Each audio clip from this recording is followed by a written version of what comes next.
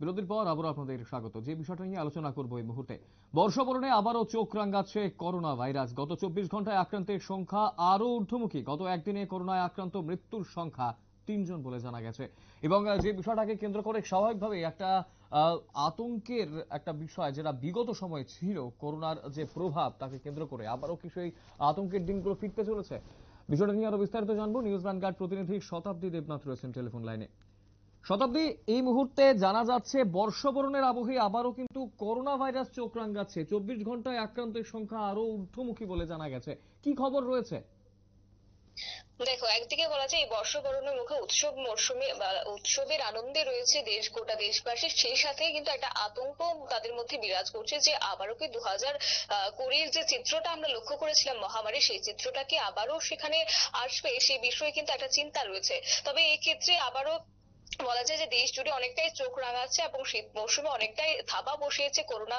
এবং সেক্ষেত্রে করোনার নয়া ভেরিয়েন্ট JN.1 সেক্ষেত্রে কিন্তু জারি রয়েছে কেন্দ্রের সতর্কতা। অর্থাৎ কয়েকদিন আগে আমরা দেখেছিলাম যে দিল্লির তরফ থেকে কিন্তু সতর্ক বার্তা জারি করা হয়েছিল এবং তার পাশাপাশি কিন্তু বলা যায় যে প্রত্যেকটি রাজ্যগুলিকে কিন্তু অনেকটাই সতর্ক করেছিল। এবং সেই সাথেও কিন্তু বলা যায় যে তার সত্ত্বেও কিন্তু এই সতর্কতার মাঝেও কিন্তু আবারও দেশ জুড়ে করোনা আক্রান্তের সংখ্যা যেন দিন দিন কিন্তু বেড়েই চলেছে।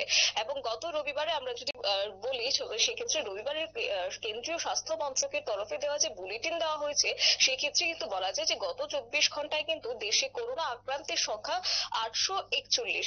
এবং এই সংখ্যাটা কিন্তু গত 227 দিন, অর্থাৎ গত 7 মাসের মধ্যে কিন্তু সর্বোচ্চ সংখ্যা বলেই কিন্তু জানা যাচ্ছে। তবে সেক্ষেত্রে একদিনে কিন্তু আক্রান্তের সংখ্যা যদিও বেড়েছে, তবে সেক্ষেত্রে কিন্তু মৃতের সংখ্যা কিছুটা হলেও কমেছে। অর্থাৎ গত 24 ঘন্টায় দেশে মৃত্যু হয়েছে 3 জনের। সেক্ষেত্রে কেরালা, কর্ণাটক এবং বিহারের একজন করে করোনা রোগীর কিন্তু মৃত্যু হয়েছে। এবং নতুন করে বাড়তে শুরু করেছে একটিভ রোগীর সংখ্যাও। সেক্ষেত্রে বর্তমানে কিন্তু দেশের যে হাসপাতালগুলি রয়েছে, সেই একাধিক হাসপাতালগুলিতে কিন্তু সতর্ক বার্তা দেওয়া হয়েছে এবং তার পাশাপাশি চিকিৎসাধীন রোগীর সংখ্যা বলা যায় যে এই মুহূর্তে দাঁড়িয়ে 4,000-এর গণ্ডি কিন্তু অতিক্রান্ত করেছে। তবে অর্থাৎ 4,309 জন দেখা যাচ্ছে যে একটিভ কেসের সংখ্যা। এবং এদিকে চিন্তা বাড়াচ্ছে নতুন সাব ভেরিয়েন্ট JN.1। এবং সেক্ষেত্রে ইতিমধ্যে কিন্তু দেশ জুড়ে 160 জনের বেশি রোগীর দেহে মিলেছে এই ভেরিয়েন্ট, অর্থাৎ করোনার নয়া উপরূপ। তবে শুধুমাত্র ডিসেম্বর মাসে এই সংখ্যাটা 143-এ গিয়ে দাঁড়িয়েছে। এবং অন্যদিকে মারণ ভাইরাসের নয়া উপরূপ JN.1 এর বাড়বাড়ন্তে কিন্তু উদ্বেগের কারণ হয়ে দাঁড়াচ্ছে। অর্থাৎ সেক্ষেত্রে বিশেষজ্ঞদের দাবি যে এই সাব ভেরিয়েন্টের ধাক্কায় কিন্তু বিশ্বজুড়ে দেখা দিতে পারে হৃদরোগের মহামারী। বিশেষ করে যারা বয়স্করা রয়েছেন তাদের ক্ষেত্রে কিন্তু অনেকটাই প্রভাব পড়তে পারে বলেও জানা যাচ্ছে। এছাড়াও কিন্তু স্ট্রোক হওয়ারও কিন্তু সম্ভাবনা রয়েছে বলেই জানা যাচ্ছে, বা বিশেষজ্ঞদের কিন্তু এইটাই এখন দাবি রয়েছে।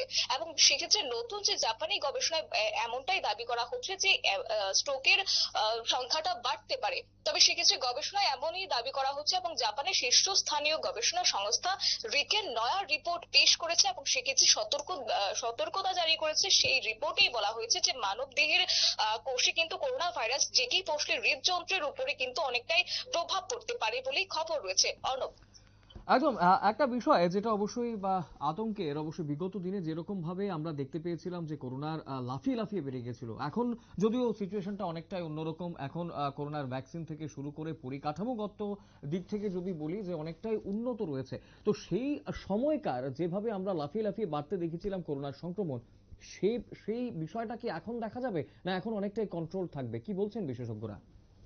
দেখো, প্রথমত বলা যায় যে 2000 কোভিড-19 বলবো, সেক্ষেত্রে কিন্তু তখন কিন্তু মানুষ এতটা সজাগ ছিল না, বা তাদের মধ্যে এতটা সেই জিনিসটা সম্বন্ধে জানা ছিল না। তার পাশাপাশি তারা চিকিৎসকরা গবেষণা করেছে এবং সেই পাশাপাশি কিন্তু তারা ভ্যাকসিন আবিষ্কার করেছে, যার কারণে কিন্তু ভ্যাকসিনেশন দেওয়া হচ্ছে দেশবাসীর মধ্যে বলা যায় 80 থেকে প্রায় 90% মানুষদের মধ্যে কিন্তু এবার ভ্যাকসিনেশন তাদের মধ্যে দেওয়া হয়েছে। তবে সেক্ষেত্রে এবার কিন্তু সেই মহামারীর চিত্রটা দেখা যাবে না, যদিও ভারত কিন্তু অনেকটাই সতর্ক রয়েছে, সেই ক্ষেত্রে অনেকটাই সতর্কতা জারি করেছে। তার পাশাপাশি বলা যাচ্ছে যে আপাতত সেই ভ্যাকসিনের এখনো পর্যন্ত কোনো দরকার পড়বে না। কিন্তু যদিও বা এই চিত্র এবার লক্ষ্য করা যাচ্ছে, তার কারণে কিন্তু বলা হচ্ছে অবশ্যই চিকিৎসকদের পরামর্শ নিতে হবে, যাতে করে হালকা রোগের মাধ্যমে বা হালকা ফ্লুয়েন্স যদি দেখা যায়, সেক্ষেত্রে কিন্তু যাতে স্বাভাবিক থেকে গণ্ডি না যাতে পেরোয়, অর্থাৎ বড়সড় কিছু যাতে না হয়, তার আগে কিন্তু চিকিৎসকদের পরামর্শ নিতে হবে বলে খবর হয়েছে। অর্ণব, একদম অসংখ্য ধন্যবাদ শতাব্দী বিস্তারিত তথ্য তুলে ধরার জন্য। 24 ঘন্টায় যদিও রেকর্ড ক্রস করেছে এবং করোনার যে ঊর্ধ্বমুখী সংক্রমণ তা কিন্তু অবশ্যই চিন্তার কারণ হয়ে দাঁড়াচ্ছে। বর্ষবরণের আবহে ফের চোখ রাঙাচ্ছে করোনা ভাইরাস। তবে বিগত দিনের মতো ভয়াবহ পরিস্থিতি হয়তো হবে না, কারণ অনেক ক্ষেত্রেই মানুষ সচেতন রয়েছেন, চিকিৎসকরাও তৈরি রয়েছেন এবং পরিকাঠামো দিক থেকে কিন্তু অনেকটাই উন্নত রয়েছে গোটা দেশের যে পরিস্থিতি। সময় ছোট বিজ্ঞাপন বিরতির রয়েছে অন্যান্য সংবাদ, সঙ্গে থাকবেন।